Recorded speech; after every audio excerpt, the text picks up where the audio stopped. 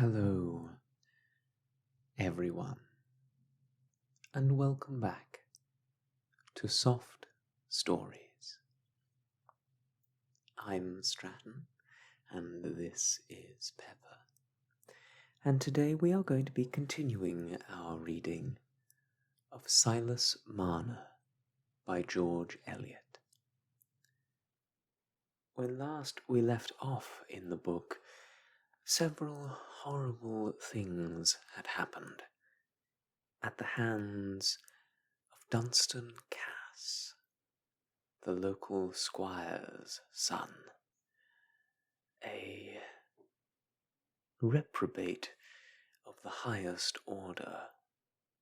He had allowed his brother's horse to die at his hands jumping a fence, and he has stolen the life savings of our friend Silas. Let's see what happens next as we begin Chapter 5. When Dunstan Cass turned his back on the cottage, Silas Marner was not more than 100 yards away from it, plodding along from the village with a sack thrown round his shoulders as an overcoat, and with a horn lantern in his hand.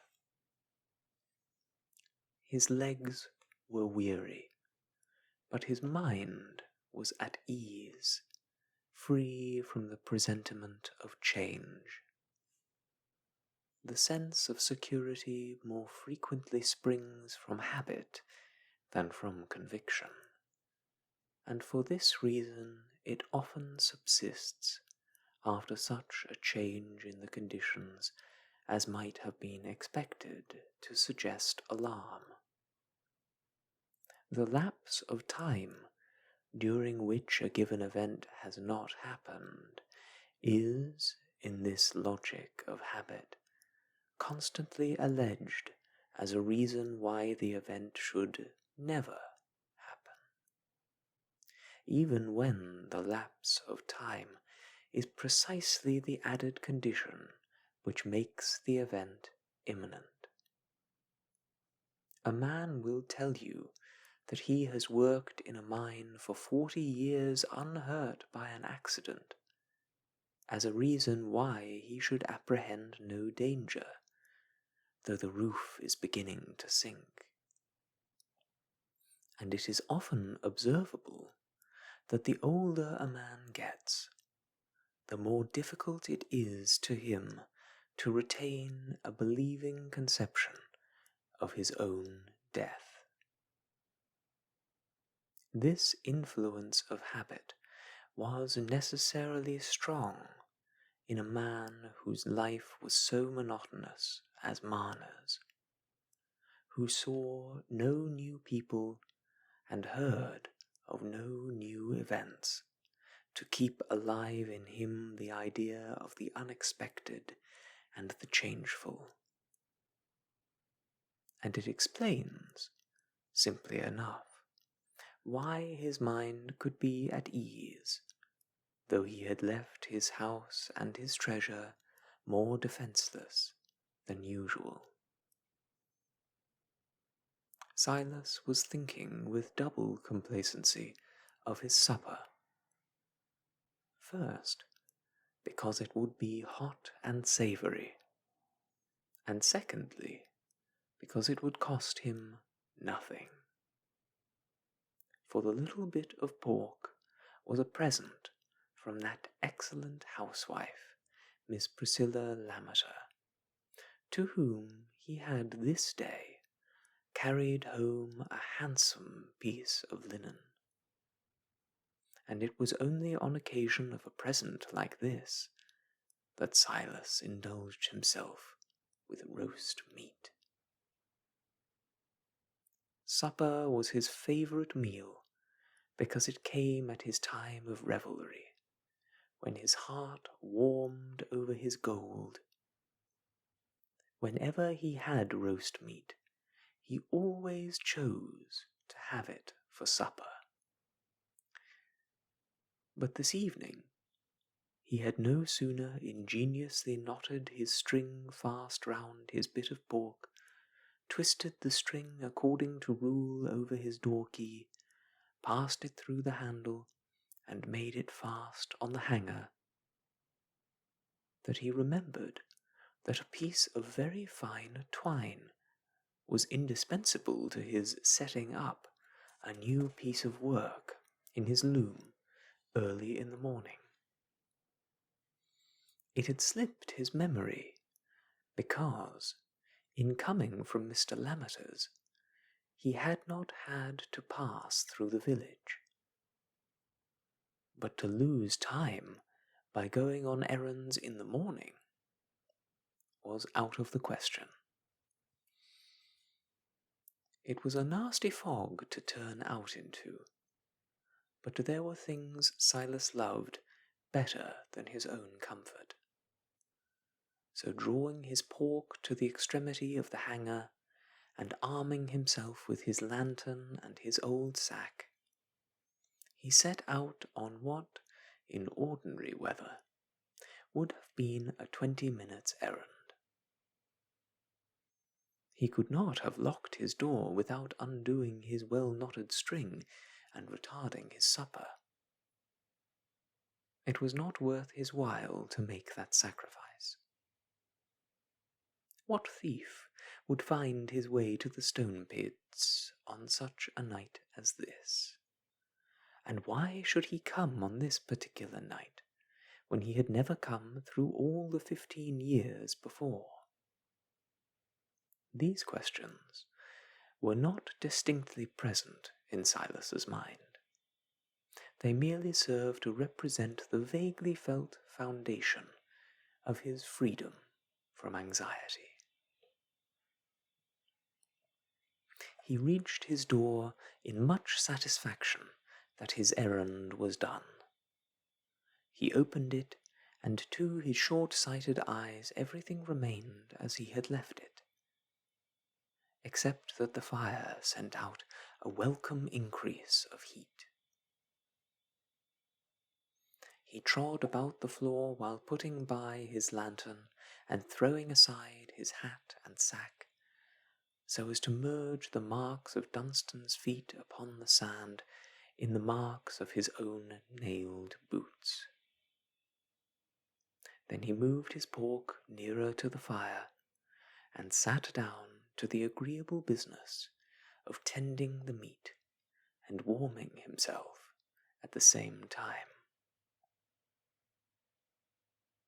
Anyone who had looked at him as the red light shone upon his face, strange straining eyes and meagre form, would perhaps have understood the mixture of contemptuous pity, dread, and suspicion with which he was regarded by his neighbours in Raveloe. Yet few men could be more harmless than poor Marner.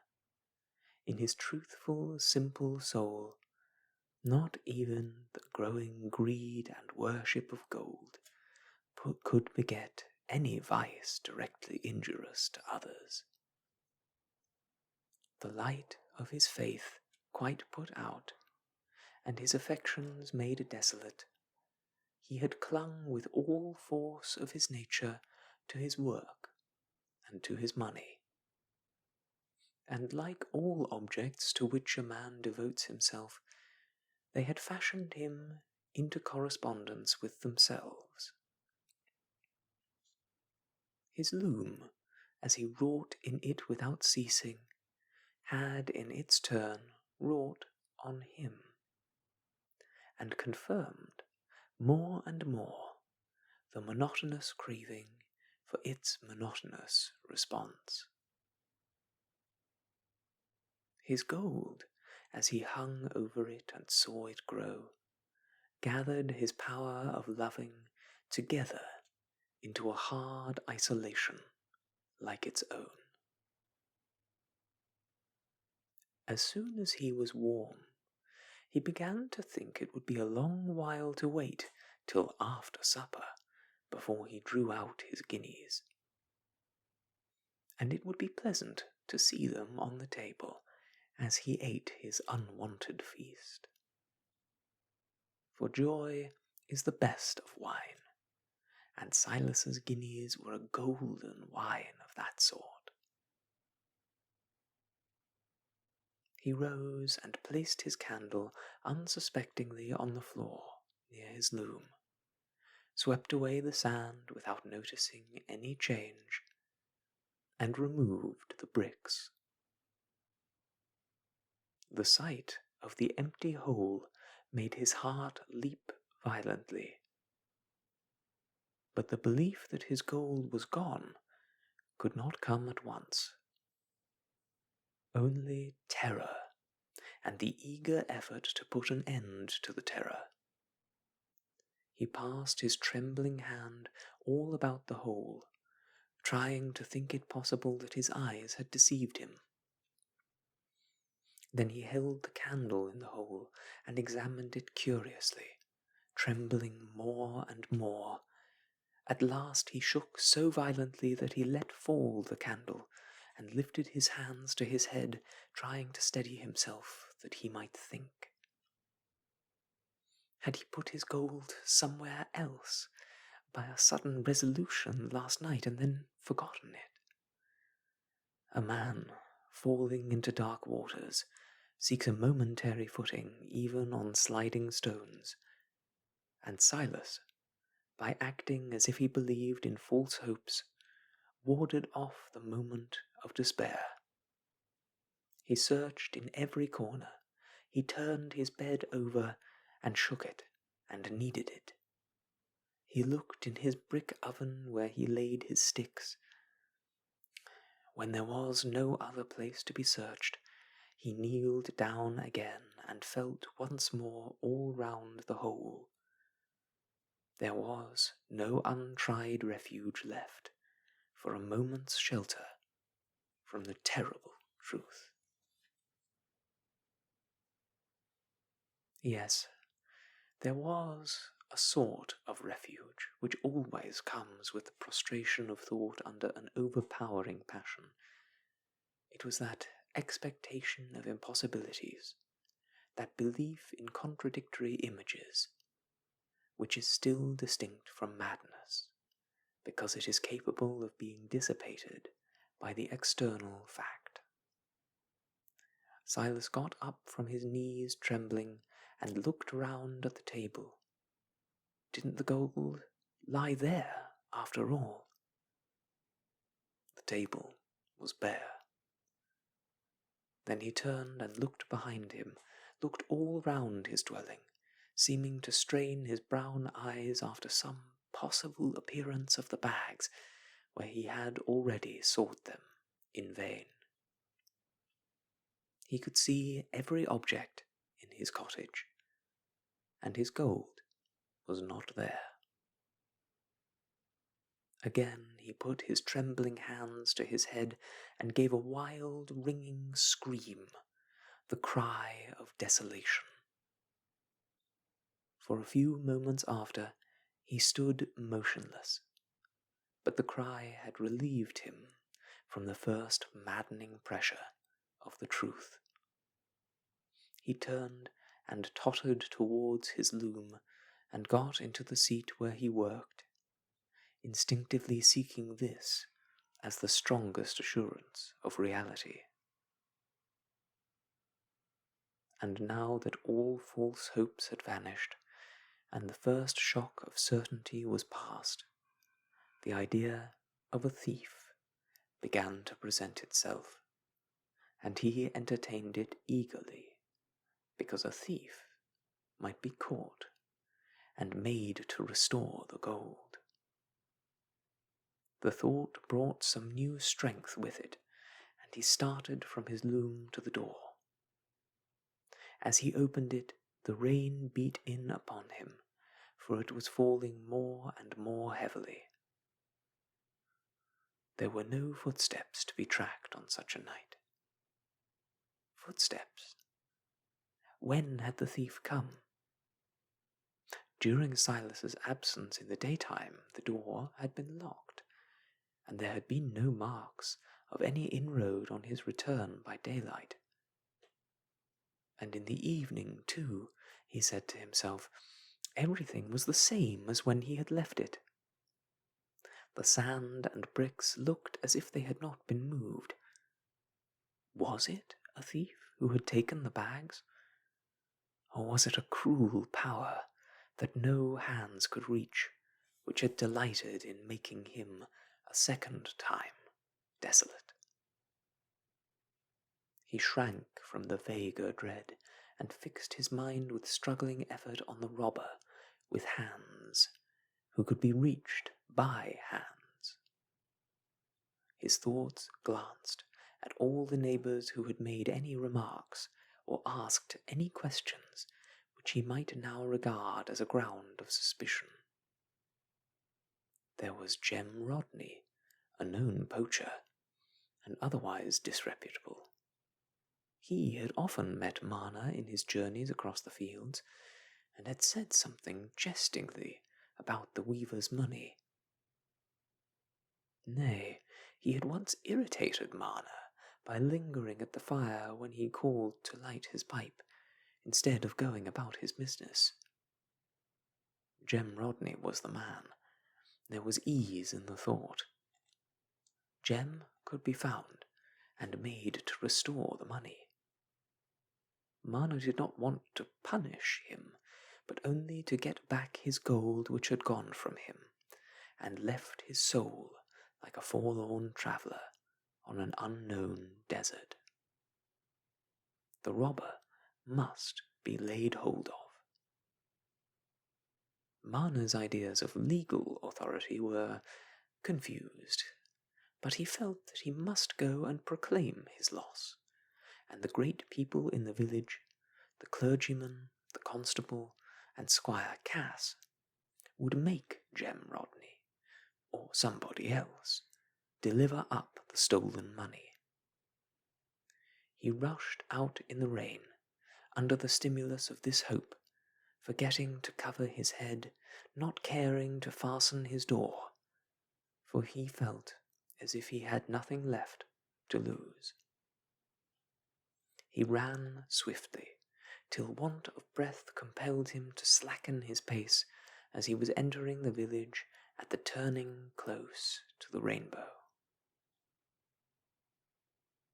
The Rainbow, in Marner's view, was a place of luxurious resort for rich and stout husbands, whose wives had superfluous stores of linen. It was a place where he was likely to find the powers and dignities of Raveloe, where he could most speedily make his loss public. He lifted the latch and turned into the bright bar or kitchen on the right hand, where the less lofty customers of the house were in the habit of assembling. The parlour on the left being reserved for the more select society, in which Squire Cass frequently enjoyed the double pleasure of conviviality and condescension. But the parlour was dark tonight, the chief personages who ornamented its circle being all at Mrs. Osgood's birthday dance, as Godfrey Cass was. And in consequence of this, the party on the high screened seats in the kitchen was more numerous than usual.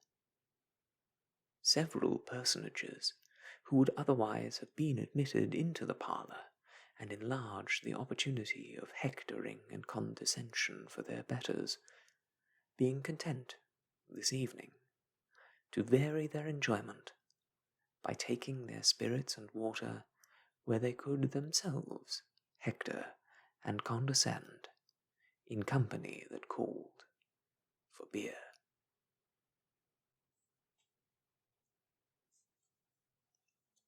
That, my friends, is where we will leave it for today, with poor Silas in such a disarray. I hope that you, at the end of a hard day, are able to find repose in a place, whether like the Rainbow or your own parlour at home, your own place of respite from the world and rejuvenation of spirit. We shall see whether Silas is able to make good his desire to unburden himself of this terrible knowledge of what has happened to his worldly possessions. And, too, we shall see what becomes of Duncan Dunstan Cass later on in the book. I hope you will join me to find out what happens next time. But until next we meet, I must leave you. I wish you all the best, and goodbye.